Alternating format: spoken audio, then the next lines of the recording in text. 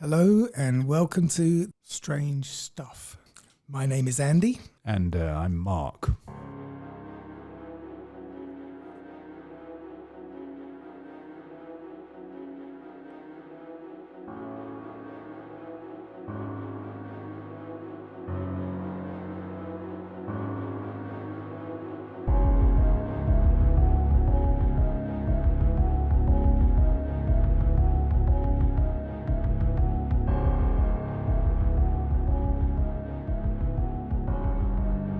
That roof looks a bit dodgy, though. Okay, Well, it's nicer than yours. Yeah, you're right. 3, 2, 1, and we are on camera. Okay. What does that mean? New software? Yeah, I'm recording video and audio. Oh, God. And no, Mark, I've been using the same software with the ladies for 40 odd years, mate. So Now, Richard, Why don't you have any headphones on, Richard? You're on a speaker. yeah, I mean, I can put headphones on if you want. it's not interfering with my sound, so it's not a working problem. for me. Yeah. Quick question about your name tag. Does it bother you? I'd rather does that stay on if you put this video out? Does that name tag stay there? I mean, the thing is, your name is all over the last episodes of the podcast anyway. Well, my first now was, well, did you use my surname as well? Did you? Yep. Yeah. much. All right. In that case, no, it doesn't matter then. Hang on, what do you mean? People can identify us from the podcast? Yes. Well, I'm going to be inundated with unsolicited calls from hungry women, obviously. You're probably more likely to get dick pics. Judging by the audience we have. So, you mean you can see me eating cake and drinking tea? You're a little bit dark, actually. Well, You need some front lighting. hang on. Let me put the light on. Any better? Not really. What is that? Like a 5-watt original fucking... No, it's not. Is that It's from the World's Fair in 1822? No, that's a very efficient light. I don't know why you're saying I'm perfectly clear as far as I'm concerned. Where are you, Mark? Is that not your house, is it? No, of course, no. I am actually at house, but I was mildly impressed with Andy's background. And now I'm worried if I do something, I'm going to spoil everything. How do you get back to normal? You just press on your name. Go to view at the top of Change background. Yeah. All right, That's not real either. hang on. There you go. That's a bit more boring, I'm afraid. Curtains, a couple of pictures, and a bit of mess. Oh, what's that? A bit of meth, did you say? No, mess. There's a cleaning item hanging off my... It's a duster. It's a duster, thank you. That's all right. You can use that to do your Ken Dodd impressions when we get bored of talking about everything else. That's right. That's not your duster that you use while you're watching Pornhub, I hope. No, exactly. Otherwise, that'll be crawling across the carpet in a minute to get home.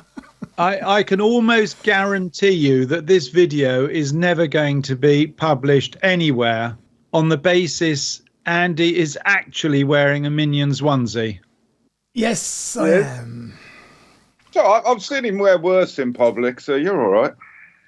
It's just...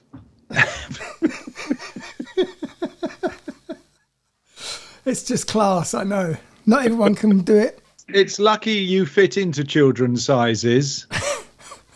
I still actually fit into the leather pants I wore 35 years ago. Yes. Yeah, I'll do you. Have I you do. washed them since? You can't wash leather pants. You just have to grin and bear it. Yes. And so does everyone else around you. Oh, yes. Delightful. How are things in London, Richard? Borderline used to be full of stinky leather trousers, mate. Ugh. In fact, it was almost a dress code. It was in the 90s, wasn't it? I Yeah. never understood it. You know, venue managers, hot, sweaty job, all running around in leather trousers. I never really got that. Is it the same idea as the bib shorts that cyclists wear, that you don't wear any undies? Oh, no, you have to wear underwear with leather pants because they do come lined, but the lining is soon worn away by your piercings. Yeah, your piss. So unless you're wearing a pair of underdunnies as well, it could get quite chafy down there. Delightful. And then, of course, Yes. you'd have the problem, Mark. You'd end up with bits of crisps in there, wouldn't you? Crisp crumbs, and they'd chafe as well. So Exactly, yes. Though, in fact, you'd be pleased to... I don't know if you can see this. I'm actually eating a piece of... Where'd you go? Hang on. There you go. Chocolate cake. cake for breakfast? It's not breakfast. It's 11 o'clock. It's 11sies. I had breakfast at 6. I presume Nanny never let you do that when you were a child then? Well, Nanny was the one in the kitchen 2 hours ago making the fucker. I can see you fell for all of Andy's propaganda. You do realise that Andy was more likely to have had a nanny than me. No, he didn't have a nanny. He had one of those things that go around your ankles so the police know where you are. Tag. Yes.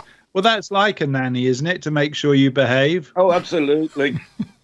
Did you ever have one, Andy? What, an ankle bracelet? Yeah, did you actually ever have an ankle bracelet from the cause? No. No, you Really? managed to get to Sweden before they thought. I do know a few people who did, though. I don't think they have them in Sweden, do they? Yeah, of course they do. They do they? Yeah, they have them everywhere. But although in Sweden, I think it's a very special situation here because when you get sentenced to prison here, I think, depending on the crime, you've got an option to just do weekends. Don't be absurd. Okay. I'm telling you, you can you can treat it like an away day. Well, that's one way of avoiding your wife and children, I suppose. Yeah. I mean, it's a good idea. I don't know whether in reality it really is that cushy. I mean, prison must be prison. Maybe you're allowed a I believe TV. I believe Swedish prisons are infinitely better than British prisons. Yeah, that's where I wouldn't want to be. I wouldn't want to go to prison in England, that's for sure. When we first opened the Crowbar, the first website we had, people kept asking us, why did you open the bar? And it was like a stupid question. And, I need to earn money, so why do you think I opened a bar?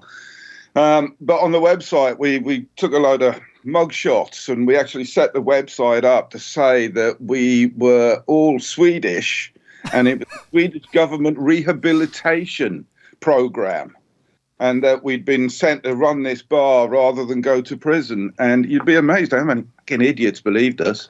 Nothing surprises me, Yeah. actually. I resent being called an idiot. Podcast. Talking of Swedish people, though, one thing we didn't go into while we were doing our last year's episodes was the very famous Swedish bar Garlic and Shots. We never even touched on that and the people who worked there and the people who frequented it. It's closed, isn't it? No, it's Not in going. London. Not in London, It's not. closed the in one, Stockholm. the one in Stockholm's closed, Well, is it? I don't know that it's closed, but it's certainly been sold. Right, yeah, you told me the boys had sold it, but, it seemed daft to buy it and then close it down. Yeah, but I mean, it would never be the same. No. Is it was- as dirty as the one in Soho? Oh, God, yeah, it was pretty dingy. What? You don't have dingy places in Stockholm? Of course you do. You never went to Garlic and Shots. Oh, yeah, you did. You went to pick up my laptop once. Oh, that's right. I'll tell you what, just changing the subject slightly, what I noticed, I've just come back from England, actually, Richard. Now, my sis, where I stayed, she lives out in Gloucestershire, talking about dirty. The taste of water in England is quite incredible. You can actually smell the chlorine as you're drinking it. You should try Have you ever- America. Well, no, it's lead poisoning. You don't smell lead. Anyway, that was you're talking about grime. English water has to be the worst, and she lives in a rural environment. Right. Yeah, but Do you notice you've got to remember a lot of our water in Sweden comes from like up north. Well, it's It's almost glacial. Isn't it? Yeah, glacier water with reindeer pee in it. It's what you drink. Yeah. No, the reindeers don't pee in the water. They know where to go. They have specially organised zones for Oh, them. do they? Reindeer pissoir. Toilets for reindeers, huh? Apparently, there is time for them to migrate again already. I saw one of my mates' Facebook posts this morning. He's run into 6 herds of them. Do they fly in a V formation like the geese? They do, but Only at night. During the day, they tend to walk in front of cars a lot. Don't tell me you've got a friend. Well, don't tell me you've got a friend. And secondly, you've got a friend who's a deer herder. Well, Facebook friends don't really count. No, you're right. They don't really count. Everyone can have them. But yeah, of course, maybe they herd them next to your house, past your house on the way to winter pastures. Oh, hang on a minute. What? We got our first caller. No, I'm just doing the correction fairy. Apparently, I hope you've pressed the record button. Yes, I have. I had to check though. Apparently, he's in Norway, so that would explain the reindeer. I thought it was a bit early. Where do they migrate then? They go south in winter? They do. They do actually go south in winter because there's nothing to eat further north. And between, I think, February and April, I have to be really careful driving to work. All right. Because I run into literally gangs of 20 or 30 of them on the road when I'm doing like 80, 100 kilometres an hour. Yeah, but when you say south, Andy, I don't think you know what you're talking about. But when you say south, you're talking a couple of 300 kilometres south. You don't have bloody herds of reindeer in Mora, do you? I'm not in Mora. No, I realise that. But you're talking about they migrate them south. Yeah, But that's south to sort of still the north of Sweden. Yeah, but it's still south from where they are.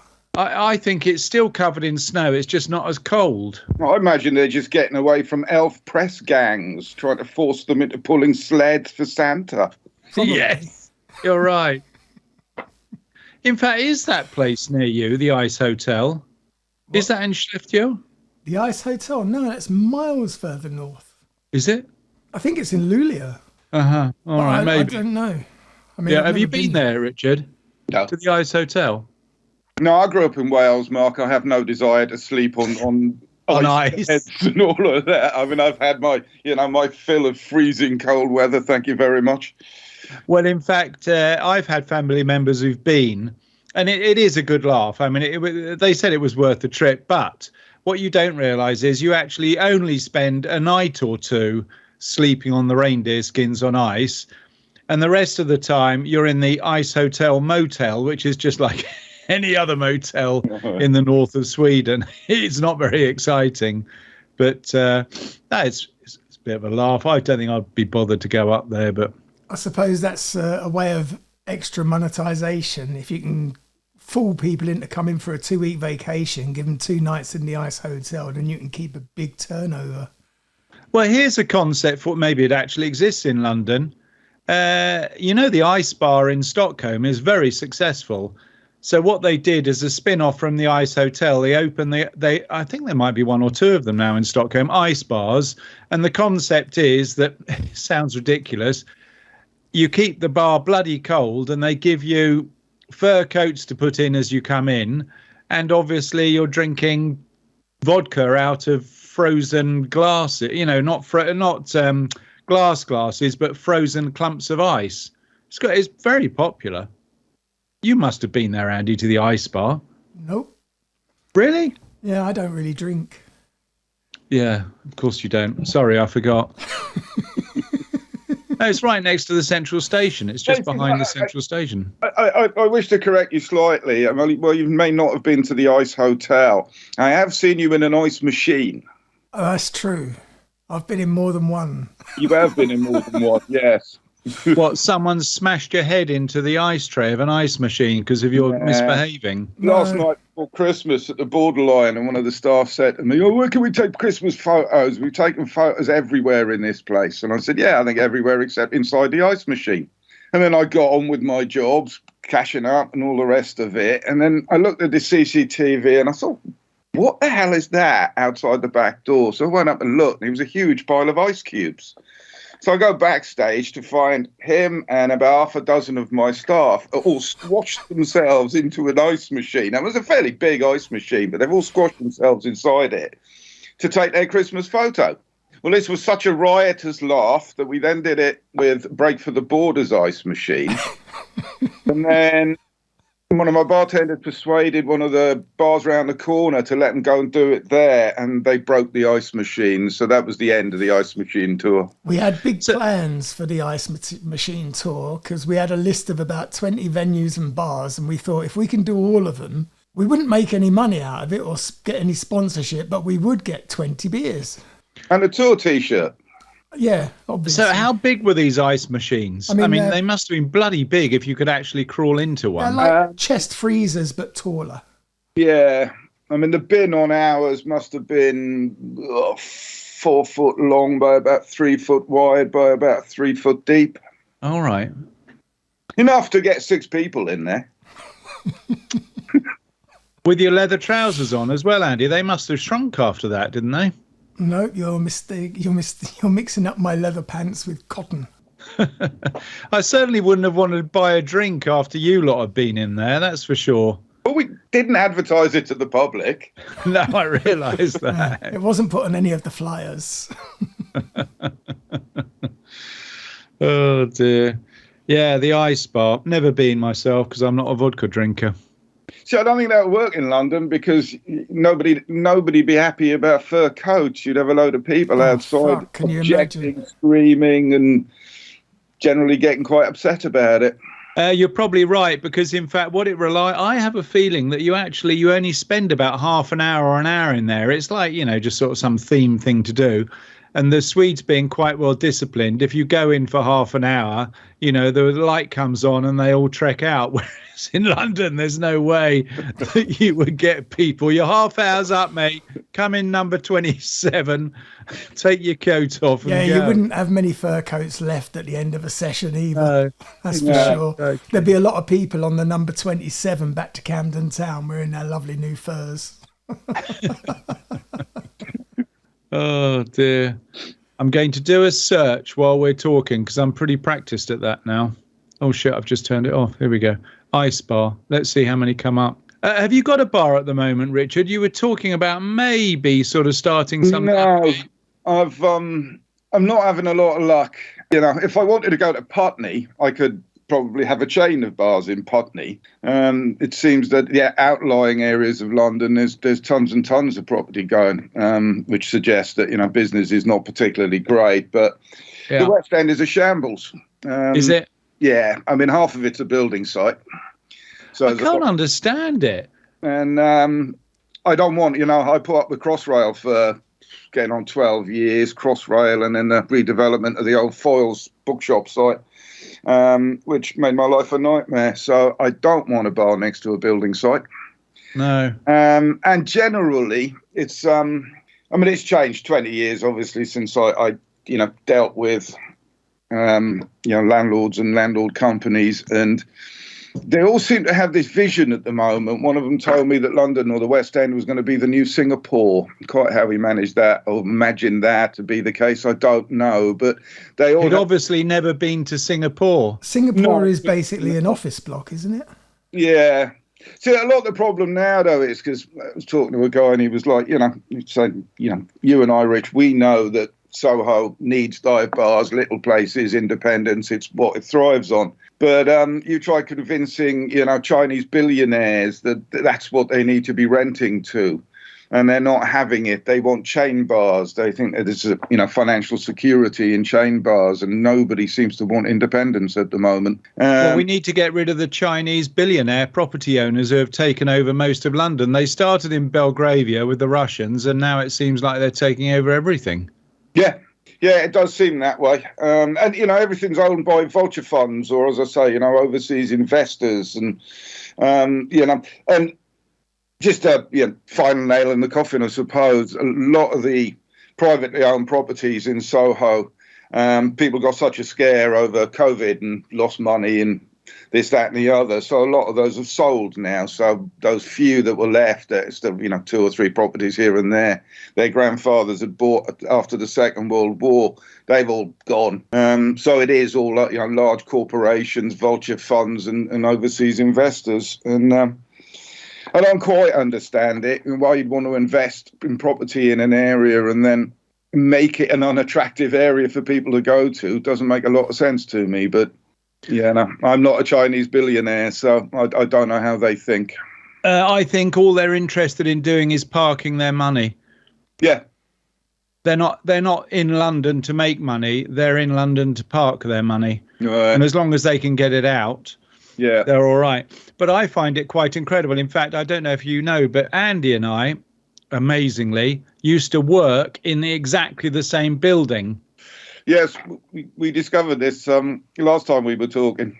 But that building no longer exists. It's already been knocked down. I remember Broadgate going up in probably 85, 86. They were building Broadgate. Yeah, mid-80s. And a quarter of the quadrangle, if that's what you call it, has now been demolished.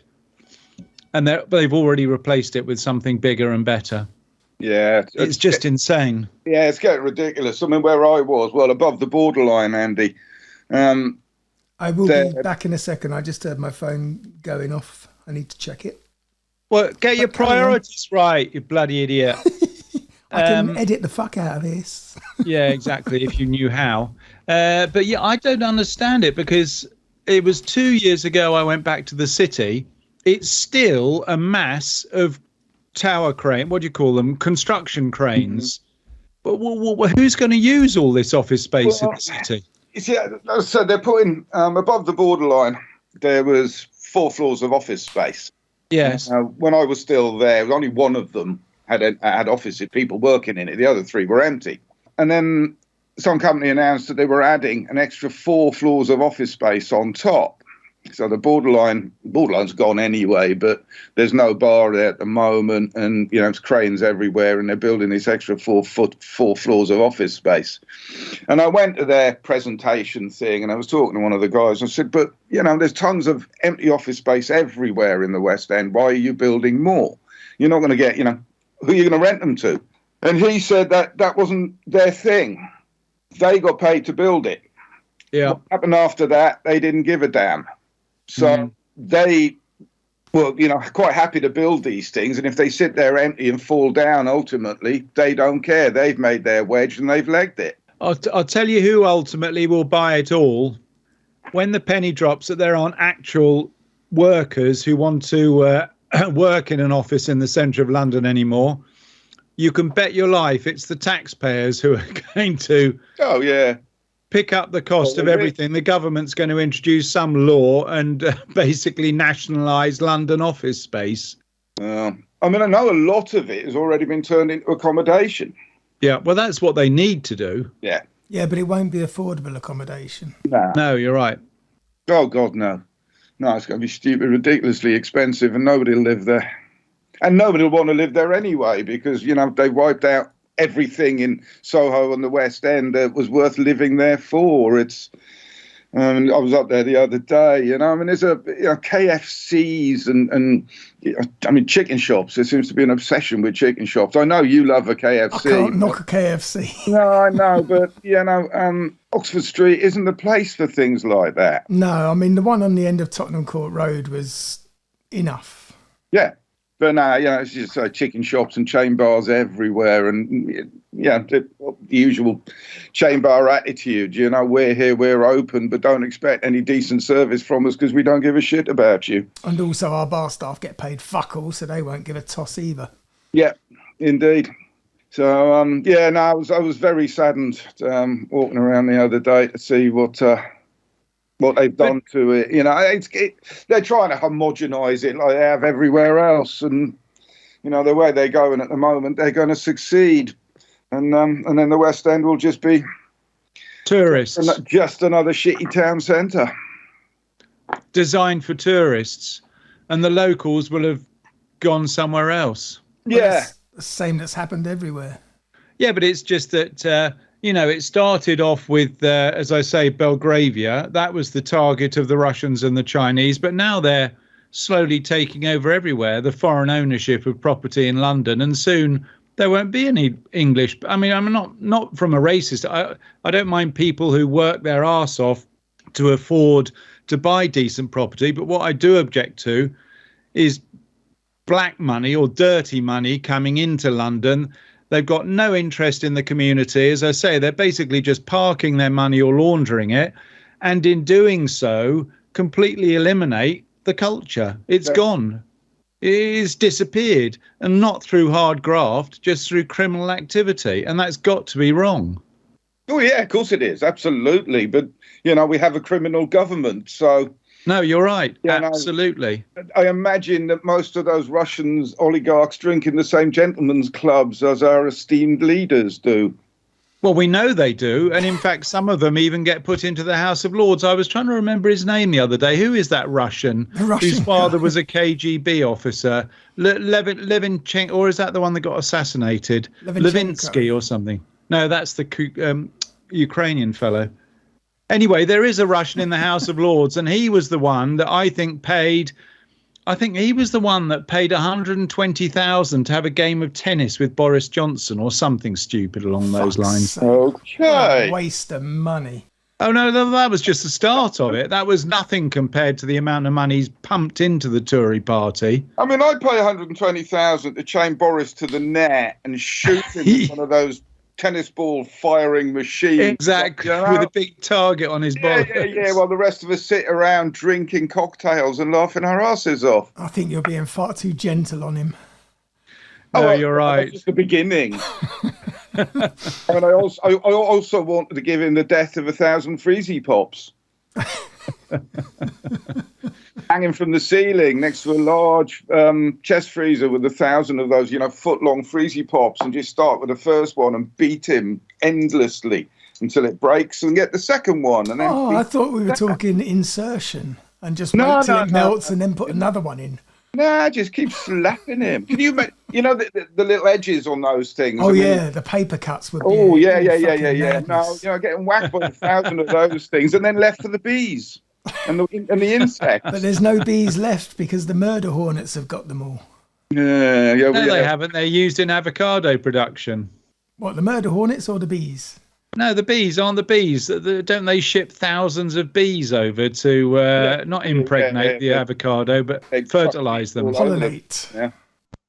And that brings us to where we are at the end of this pre-production chat.